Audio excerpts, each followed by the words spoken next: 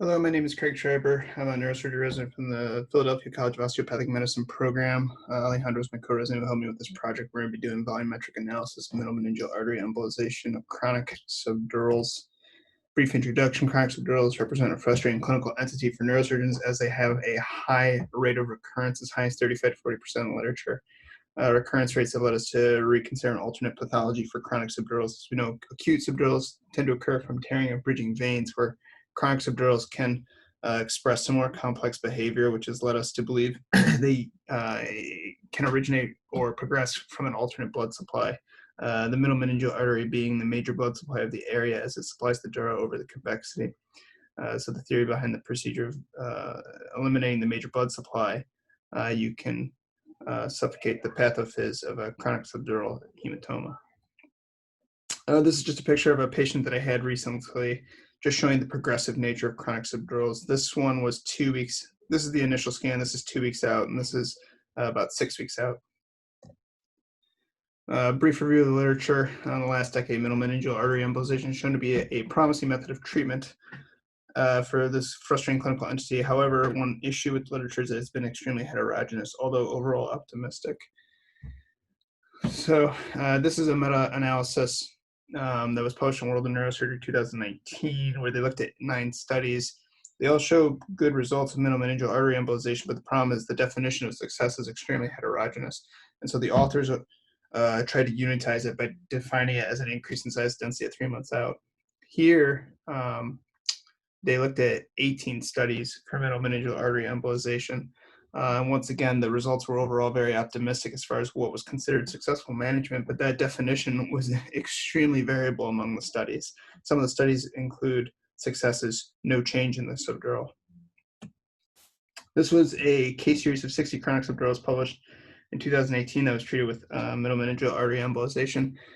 And the primary outcome here was requiring a surgery after embolization, which did occur in 9% of patients, but that doesn't mean much for the stability of the subdural, because subdural that was stable in size or even bigger, but not quite requiring surgery, would be considered success. So what was our study? Our study, the goal was to review the actual volume reduction of a chronic subdural after undergoing middle meningeal artery embolization with or without a surgery. So we did a retrospective review of 19 patients who underwent middle meningeal artery embolization at our institution. 12 of the patients had it as an index treatment. 7 patients received it as adjuvant therapy after traditional methods such as burr hole or craniotomy. Volumetric analysis was performed using a manual area calculator tool on the GE PACS Universal Viewer. So we used head CTs without contrast, axial cuts only. We used scans with 5mm slices. The area was traced on each contiguous slice that had subdural present, and we added those up. And then the summation of that was divided by 2 to give the volume of the hematoma. And this was performed on the immediate pre-op scan, and then on a head CT 1 to 3 months post-op. And the CT closest to 1 month out was always chosen. And then we also recorded midline shift and widest diameter pre and post-op. And then we did an analysis with a t-test. Brief review of the technique. Patient was brought to the angiography suite. We did most of these under conscious sedation using radial access. We did super selective catheterization of the middle meningeal artery, and then we used a variety of embolic agents, particles, onyx, MBCA, and coil embolization were all used pretty equivalent or equally at our institution. Here's an example of the volumetric analysis. This is just a head CT on a pre-op patient. So you can see I hand traced out the area of the subdural on the slice, and it pumps out an area for you. So that's the number that you're using to add up through all the slices. I also show a midline shift here. This is the same patient 1 month out after middle meningeal artery embolization. You can see they have a decrease in the area.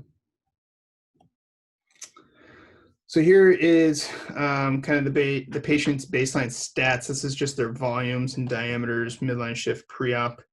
So the line that says OR, those are patients who received middle meningeal artery embolization after the OR. And then the ones that say EMBO, that is patients who received only middle meningeal artery embolization. So as you can see, pre-op volume was bigger in the OR group overall. However, it did not reach statistical significance.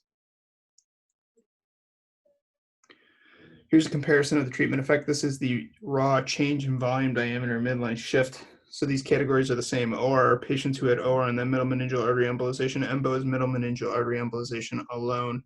And this showed similar trends where the group that went to the OR had a trend towards larger numbers, larger change in volume, larger change in diameter. However, it did not reach statistical significance in any group. So this is the overall treatment effect, and what this is in this table is p-values. And so what's important to know here is that the overall change in volume, so all patients, all 19 patients, the overall change in volume from the post to the pre-op was significantly different. And that's what this is showing because of the p-value. The overall change in diameter after treatment was significantly different. The overall change in midline shift was significant. And then if you break them down individually to the embolization group alone and then the OR with embolization, they also all individually show significance, clinical significance of change in volume. Here's the percent reduction. This is kind of showing the similar trend to the first two graphs, just that the group that went to the OR in general had larger volumes, larger diameter, larger midline shift of the subdural hematomas. However, it did not reach statistical significance.